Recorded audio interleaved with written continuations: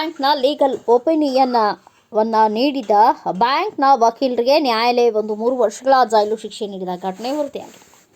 CBI ಪ್ರಕರಣಗಳ ವಿಚಾರಣೆ ನಡೆಸುವ ವಿಶೇಷ ನ್ಯಾಯಾಲಯ ಈ ತೀರ್ಪು ನೀಡಿದ 2009 ಜೂನ್ 9ರಂದು ಸಿಬಿಐ ನಡೆಸಿದ ತನಿಖೆಯಲ್ಲಿ ಆರೋಪಿ ವಕೀಲರು ಬ್ಯಾಂಕಿನ ಅಧಿಕಾರಿಗಳ ಜೊತೆಗೆ ಸೇರಿಕೊಂಡು ದೊಡ್ಡ ಮೊತ್ತದ ಭ್ರಷ್ಟಾಚಾರದಲ್ಲಿ ತೊಡಗಿರುವುದು ಕಂಡುಬಂದಿತ್ತು. ಅಲಹಾಬಾದ್ ಬ್ಯಾಂಕಿನ ವಾರಣಾಸಿ ವಲಯ ಕಚೇರಿಯಲ್ಲಿ ಸಹಾಯಕ ಜನರಲ್ ಮ್ಯಾನೇಜರ್ ಆಗಿದ್ದ ಸಂಜೀವ್ ಮಾಳವೀಯ ಅವರು ಪ್ರಮೋದ್ ಕುಮಾರ್ ಸಿಂಗ್ ಮತ್ತು ಗೀತಾ ಸಿಂಗ್ ಅವರಿಗೆ 6 ಲಕ್ಷ ರೂಪಾಯಿಗಳ ಸಾಲವನ್ನು ಮಂಜೂರು ಮಾಡಿದ್ರು.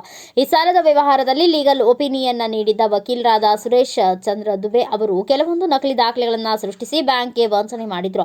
2013ರಲ್ಲಿ ಈ ಪ್ರಕರಣದ ಆರೋಪ ಪಟ್ಟಿ ದಾಖಲಿಸಿದ ಸಿಬಿಐ ಸಂಜೀವ್ ಮಾಳವೀಯ, ಪ್ರಮೋದ್ ಸಿಂಗ್, ಗೀತಾ ಸಿಂಗ್ ಹಾಗೂ ವಕೀಲರಾದ ಸುರೇಶ್ ಚಂದ್ರ ದುಬೆ ಅವರನ್ನ ಆರೋಪಿಗಳೆಂದು ಹೆಸರಿಸಿತ್ತು. ವಕೀಲ ಸುರೇಶ್ ಚಂದ್ರ ದುಬೆ ಪ್ರಕರಣದ ವಿಚಾರಣೆಗೆ